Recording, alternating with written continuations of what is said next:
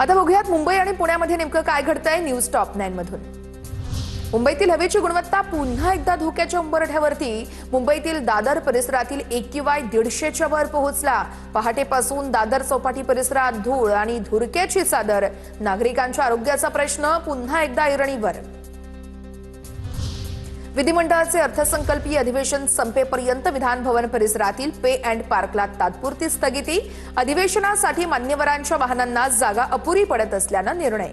बेस्टकडून रिस्टर रजनी पटेल मार्ग विधान भवन गेटचा बसचा थांबाही तात्पुरता रद्द करण्यात आलेला आहे। मुंबई विमानतळावरती प्रवाशांना आणि त्यांच्या नातेवाईकांना आता 20 रुपयांमध्ये समोसा खायला मिळणार आहे। उडान यात्री सेवेंतर्गत प्रवाशांना सुलभ दरामध्ये खानपान सेवा दिली जाणार। विमानतळावरती एक दुकानही सुरू झालेलं आहे।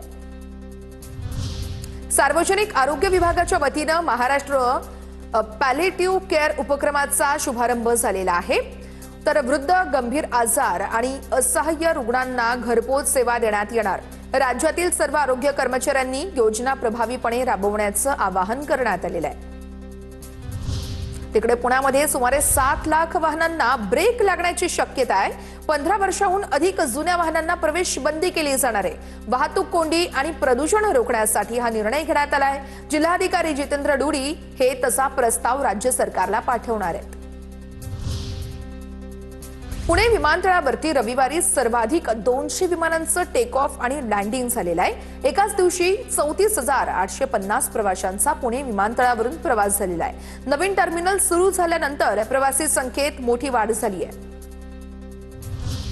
पुणे रेल्वे स्टेशनवरती 160 सीसीटीव्ही कॅमेरे बसवण्यात आले आहेत। पुणे रेल्वे स्टेशन आता सुरक्षेच्या नियंत्रणाखाली असेल।